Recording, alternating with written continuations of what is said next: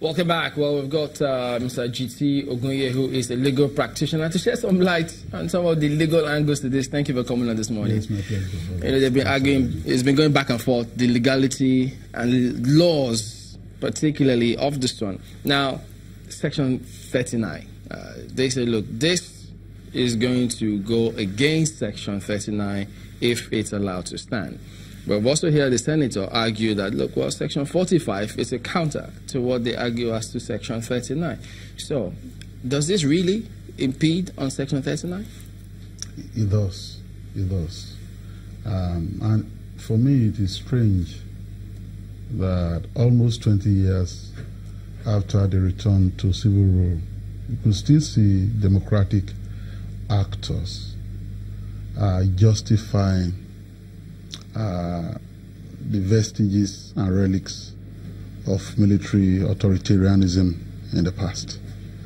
When a democratic society is complaining about a law, whether a post-colonial society or a post-military era society, that received law ought to be looked at, and then the circumstances surrounding the enactment of that law must be put in context so as to know whether that law is in consonance with the democratic society. Just in the same way, post-colonial Nigeria was not expected to uphold and justify all those terrible colonial laws. We had expected that at the dawn of civil rule in 1999, I shudder to call it democratic rule in 1999, that institution of state, institution of a democratic society, the National Assembly, the Law Reform Commission, will look at all those laws during the military era and quickly delete from our statute books those laws that are not in consonance with the democratic society. And I go back to the original foundation of this law. In 1986, something very terrible happened in this country. A distinguished colleague of your last guest, who sat on this very seat, was murdered in cold blood through a parcel bomb in a military era. I'm talking about Delegua, October 19. And that happened under a military administration. It was unprecedented that nobody knew that parcel bomb could kill anybody in Nigeria until that incident. And so in 1988, you had this press or media council decree, which was amended, and it became a Nigerian Press Council decree later on in 1992, and then it was further amended by Act 60 of 1999. The point I'm making is that that law was made by a military regime. And of course, for those who are not too young, we knew the problem the media, not just the media, the Nigerian people had with the military, and how they sought to control the media, clamping down on media organization, proscribing them, shutting them down, arresting journalists, detaining them for months and months and all that. These were the practices of the military. And that law was a legal component of that onslaught on the media. So when the military was departing in 1999, and in anticipation of the dawn of democratic era, quote unquote, usually they had a law we they call Constitution of the Federal Republic of Nigeria, certain consequential repeal decree. A departing military regime, they did that in 1979. They did that also in 1999. A departing military regime will look at all those decrees that they knew were terrible decrees to sustain themselves in power, and which they ought to repeal in one fell swoop to create room for democratic rule. They will repeal all those things. This terrible law ought to have been repealed at that time.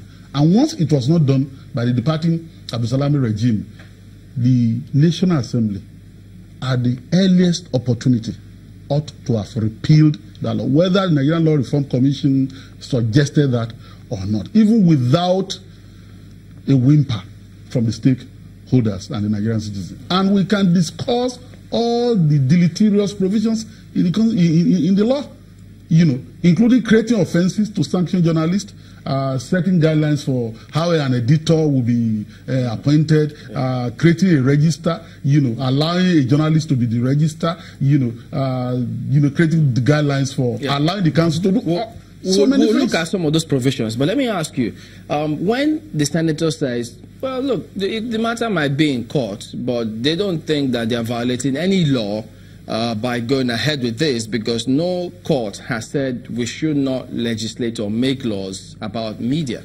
Is it correct? My opinion is that they are. By their rules, they often tell us this, even when they are fighting among themselves.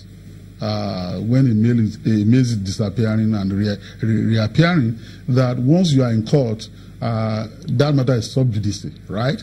And so this matter is in court before the highest court in the land. So assuming they now take this law and repeal it and reenact it and have, certain provisions, what will the Supreme Court be doing? It becomes an academic exercise.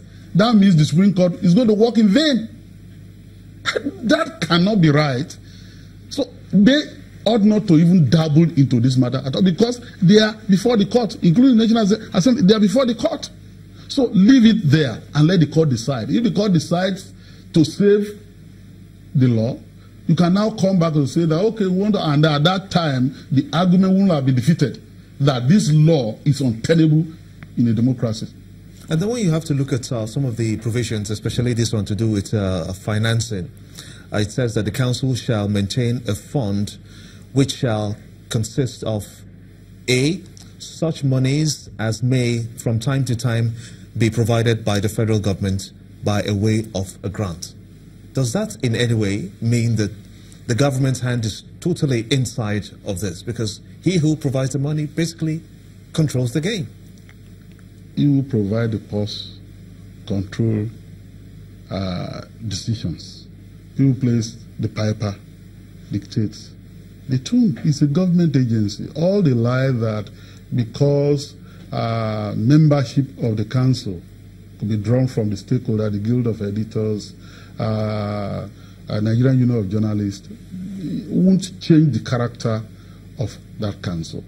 The council is constituted by the minister. Even for those to be drawn from the groups that I've mentioned, NUJ, Nigerian Guild of Editors, in the final analysis, the minister will still have to appoint them.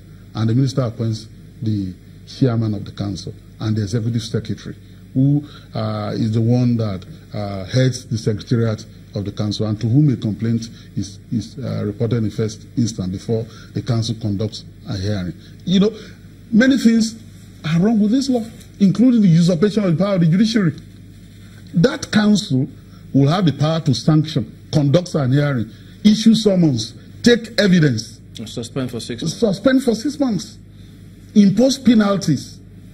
That's the function of a court of law. It's not journalists alone that should be doing this. Lawyers should be campaigning against it, even for reason of enlightened self-interest. That means those who are taking libel cases can no longer take, because people will now be going to the council and to get those people to say that, yes, he's written something of me and concerning me. Because the libel is already covered by the laws. Libel is already covered by the law. And Section 66B of the Constitution says that if you have any dispute with anybody, you go to a court of law, not to a council. That's what it says. So is this in a way a duplication of the role of the NBC? In a way. In a way, because the media, broadcast media, is regulated. Every day you have sanctions. Oh, you said something on here that you're not supposed to say. This is your fine. They even shut down stations during testy electionary period. We've had one in Jiti. So what more do you want to regulate? What more do you want to regulate? And, as it's been pointed out, we're in a digital age.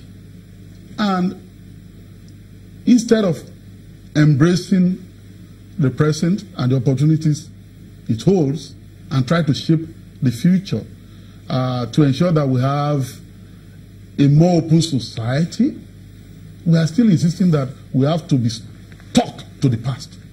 That is not progressive. That is not, there is nothing they're going to say that can justify this. And I'm not just saying this because a friend to the media, I had expected that this law should have been dead since the military departed.